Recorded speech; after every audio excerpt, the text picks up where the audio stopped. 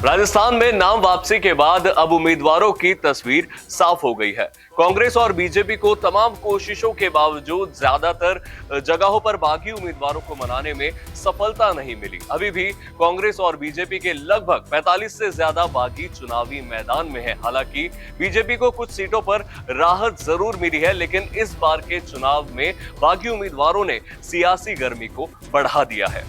राजस्थान विधानसभा चुनाव में बागी उम्मीदवारों ने कांग्रेस और बीजेपी की मुश्किलों को बढ़ा दिया है। कांग्रेस और बीजेपी के लगभग 45 से ज्यादा बागी चुनावी मैदान में हैं। इनमें से ज्यादातर निर्दलीय हैं। कुछ को राष्ट्रीय लोकतांत्रिक पार्टी, आजाद समाज पार्टी गठबंधन ने टिकट दिए हैं।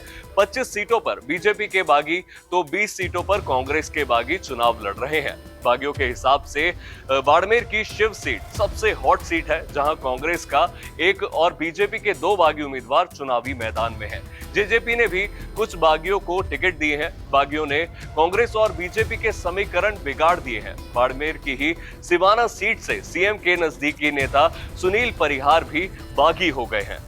अलवर जिले की 11 सीटों पर प्रत्याशियों के बीच मुकाबले की तस्वीर साफ हो गई है। इनमें से 5 सीटों पर कांग्रेस और बीजेपी के बीच सीधा मुकाबला होने की उम्मीद है।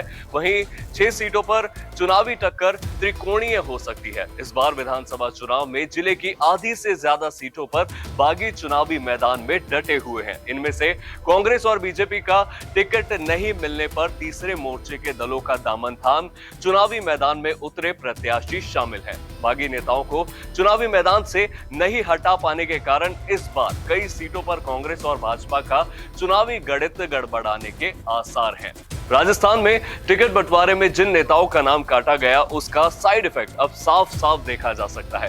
तमाम कोशिशों के बावजूद बीजेपी और कांग्रेस के दिग्गज नेता बागियों को मनाने में कुछ हद तक तो कामयाब हो पाए, लेकिन कुछ बागी निर्दलीय चुनावी मैदान में हैं, तो कुछ नेताओं ने दूसरी पार्टी का दामन थामकर चुनावी मैदान में ताल ठोक दी है। अब देखना होगा कि चुनावी परिणाम में किस पार्टी को ये कितना नुकसान पहुंचाता है।